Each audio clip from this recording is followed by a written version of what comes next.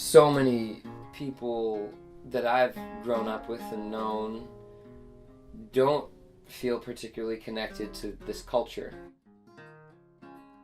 I've heard it said often too that, Americans really don't have a culture of their own because we're such a blend of all the, the cultures that have come here. And I don't think that's true. I think that the more time we spend researching it and hearing it and existing in it and reviving it, the more is revealed about our culture, and we're able to learn so much from it. And so I hope to keep the stories alive as much as the songs. Baby, I can't. Wish I could, and I would do anything for you. I travel this whole wide land. Sure feels good to take you by the hand. I wish I could. Baby, I can't. This fiddle belonged to a Vermont fiddler in the early 1900s. His name was Crazy Chase. He was from Northfield, which is sort of central Vermont, and he traveled all over New England cross-dressed. He wore women's clothing. And he would play in all these fiddling contests, smoking a cigar, and he would, win all these fiddling contests. And this is his fiddle. I inherited his fiddle from my mother, who dated one of Crazy Chase's students. I just like telling that story because it's you can hear his soul in it.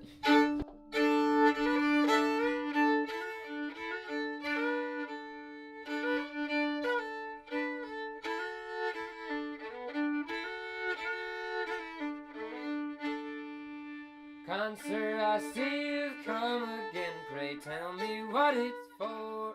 I thought I told you on yonder's hill you need not come anymore. You need not come anymore.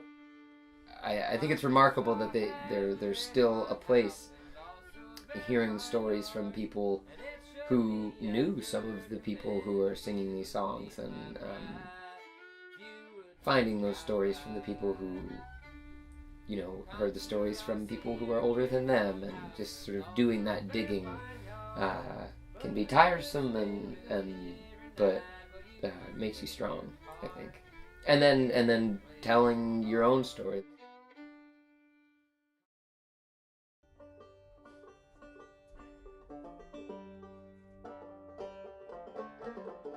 How do artists and how do musicians navigate a world that just doesn't pay them?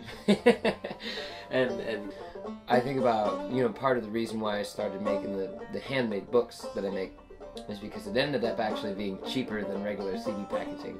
Like, if you want to include a booklet in a CD, it's another like $400 or something like that. And I really think it's important to have a physical form to music when it's being shared like that.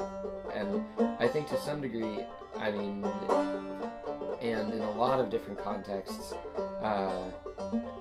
things that are unique that people come to appreciate, they tend to be born out of necessity or born out of the limitations and the constraints that we have, like not having a lot of money forces, I think, one to be creative in the way that they're manifesting their artwork.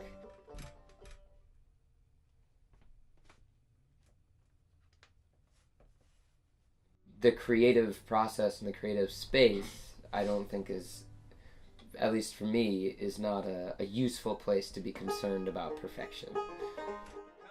The more time I spend pursuing creativity and making time for it, I found that, I'm going to try one more time. Like this last album that I made while I was in Maine, I wrote and recorded a song every day. And having that limitation of time was actually incredibly freeing. One more time. Because my expectations for what the product would be were much, I don't want to say lower, but much different, where I was no longer concerned about creating something perfect, because I knew that I only had, one day to write and record a song, and for 7 days. And all right, last time. That limitation, it actually allowed me to really feel into and lean into that limitation as a tool in itself to create something that is far from perfect, but... That's so close! Alright, one more, here we go. I'm gonna crush it this time. Redefining what that perfection looks like became the practice in itself, and almost eliminating perfection as a goal.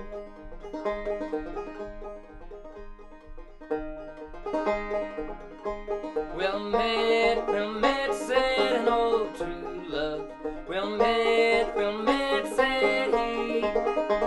I've just returned from the salt sea, and it's all for the love of thee. Come in, my old true love, and have a seat with me. It's been 3/4 of a long, long year since together we have been. I can't commit and I can't sit down for half but a moment's time. Just say you're married to a house carpenter and your heart